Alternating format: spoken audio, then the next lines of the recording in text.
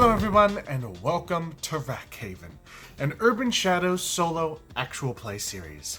My name is the Doof, and today we are mostly going to be doing character creation, a little bit of city creation, that sort of thing. So first of all, very quickly, an overview of what I'm using to run the game solo. First and foremost, I obviously have the Urban Shadows system. I have the basic move reference printed out here. I also, for the solo elements, am using, of course, the Mythic Game Master emulator to answer questions. And I am using the Universal NPC emulator to come up with NPCs. I also have, right here, a handy little grid that I have made that we are going to treat as a map of the city. So, first things first, I want to come up with our character's backstory. We are playing as the wolf archetype, basically a werewolf. The only thing that I have statted out, because I know nothing about this character, the only thing I have statted are the properties of the transformation. When they transform, they get +1 armor, and they fight like a small group, but they have trouble losing control when they transform, and they can't resist the transformation when it comes. So first, we are going to do the intro section. We are going to roll on the Mythic Game Master emulator to answer each of these questions. So, who are you? Who am I? What is my basic concept as a character? We're gonna roll on the event meeting chart, which is how I answer any question more complex than a yes or a no. We are 90. Failure. Oh boy. 22. We are a failure of energy. Ooh, interesting. We did not start out as human. We are kind of want to go with the idea of spirit, like an animal spirit that inhabits a human body. Maybe there was a ritual involved. Someone tried to summon us. This animal spirit. And that's actually really cool. So we are this animal spirit, but we're also the person who is possessed by it. So some sort of, ritual happened, someone tried to summon a nature spirit, and now we are that nature spirit stuck in this person's body. And I think because it's failure of energy, we could pretty safely say that this person being possessed by a nature spirit was not fully the idea. Maybe they just wanted us as a familiar, and then we just fully hijacked their body. So who, I kind of want to roll about who was the person who summoned us. Let's roll on Uni to find out who that is, because that person's still part of our life. An ED2, a Shreud, 14, Astrologer. Interesting, a Shrewd Astrologer. I think maybe, someone who, studied druidic magic, but, wasn't fully, dedicated to it. They were druidic, but not in, any religious or worshipful way. Magic and the sort of worship of nature was all just a means to an end for them. How long have you been in the city? I think the druids been in Rachaven, this fictional city, for most of their life. I'm gonna reword that to how long have we been a werewolf? I'm gonna just do a D4, I guess. 2. So we've been like this for 2 years. What is the best part of the change? What does our character most like about being a werewolf? 34. Lie. Ooh. 9. Evil. I think what it is that it allows us to act anonymously. Because I think our character does have some semblance of what is right and what is wrong. And this form allows us, it grants us more power to act, but it also grants us anonymity. Who is the most important person in your territory? 49. A scholarly. 3. A scholarly merchant. I think someone who kind of understands and trades occult artifacts. But why are we friends with them? 40. Postpone. 4. Outside. We are not very connected with other humans yet. Talking with a human, but one that is so obsessed with the supernatural, is very almost therapeutic for our character. And we could just spend hours talking to them. It kind of takes our mind off of other humanly obligations that we don't understand yet. What is this character's name?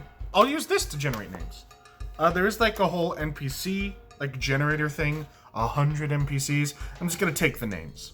Tomorlin Sadamba to be the first person on our characters list. I'm going to write the characters list from back to front and everything else from front to back because I think that's a good use of space. I feel like he'd either be a part of mortality or power. So let's roll a d6. On an even, he's mortality. On an odd, he's power. Odd. So he's actually some kind of spellcaster then. That's fun. So we're good friends. We hang out a lot. He probably likes to listen to stories from like, something that is patently not human. What do you desperately need? We desperately need 91 to pursue. 16. Pursue love. We are. That's so cliche, but I love it. We are so fucking lonely. So, that is backstory done. So now, let's finish up stats. First things first. A name. I'm kind of feeling Mel, because I feel like that could be short for like that could easily be short for like some ancient spirit name. What are their pronouns as well? I mean, I've been calling them they, them this whole time. For look, we'll go... I think they look predominantly male. Ethnicity... Let's do Hispanic. That'll be fun. For clothing, I think dark clothing, because they're very kind of standoffish. Like to blend in and such. Demeanor, feral. They're a person of few words. So he doesn't talk much. Just kind of lets his actions speak for him. For stat, so by default we have +1 blood, -1 heart, +0 mind, and +1 spirit. We can put a point in one of them. I really want to either boost blood or spirit, because having something start off with +2 is super handy. I'll roll to find out, because I'm curious. Odd blood, even spirit. 1. So blood. We are +2 blood. We're a better fighter. As for factions, I'm gonna raise wild because I feel like we're very evidently otherworldly. I might take some Fey moves as I level up because I feel like that would make sense. We have a duffel bag with my personal belongings and a shitty cell phone, and we get 2 practical weapons. I don't think our character is the kind to use guns, so we'll go switchblade and baseball bat. Last 2 things we have to do is territory and debts. Let's do territory first. You've claimed an area of the city as your own. By default, your territory covers a city block or 2 and has the trouble crime. So, where on this do we want to cover?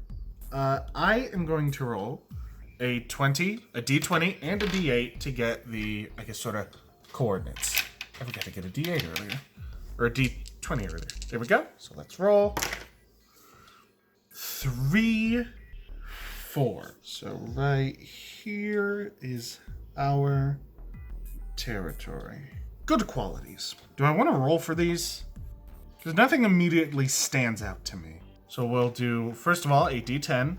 We'll do 1, 2, 3, 4, 5, 6. 1, 2, 3, 4, 5, 6, 7, 8, 9, 10. That is a 6. So 6. We are widely accepted as this place's protector. And for the second thing, we'll roll a good old d4. 3. Your territory includes grounds for you to roam and hunt. That's nice. Like a little forested part of our territory. That's nice. Now the bad stuff. Again, we choose 2 from this list below. Again, we're going to roll. D10 for the first one. That is a 9. So we have offered aid to someone in our territory. And now we have to deal with their shit. As for the second problem, 2. Someone more powerful wants your territory and is working to get it. So we have 2 new NPCs there. That's fun. Let's roll to find out who they are. Who wants to get their grubby little mitts on my shit? I like to be pessimistic. Enemies first. 57. We are dealing with a naive. Interesting. A naive outlaw. Oh, that's fun. So I think they're naive, but they're powerful. I think they are like some big-time mobster who has no idea about the supernatural. So, like, they're powerful enough to cause a problem, but, like, they're not supernaturally powerful. What do we want to call them? Let's find out. I'm also going to add them as a, their encroachment as a plot thread. So they are a 52. Meade. M-E-A-D-E is what I got. So Meade. Who are we having to protect? We are having to protect a 30, a habitual, oh boy, a 56, a habitual magician. What the fuck does that mean? I think maybe like a young, powerful wizard. Maybe not like a traditional wizard, more like a D&D sorcerer, like a font of magic who just cannot contain their power. And they are a 99. Interesting. Joseph. And the very last thing they have to do... Oh wait, actually, forgot one thing. I need to take an extra move. I'll take Alpha Dog. When you persuade an NPC in your territory, roll with blood instead of heart. That makes sense. The for real last thing they have to do is debts. Someone is hiding you from someone or something powerful. You owe them a debt. So, who's hiding us? A Defiant. A Defiant villain. Let's roll to see what they're hiding me from. We'll roll on Uni. Or on Mythic for that. You're hiding me from 60. Abuse. Death. I think like a vampire. Like a powerful ass vampire. A Defiant villain, I think that means they're a vampire who does not bow to the local vampiric baron.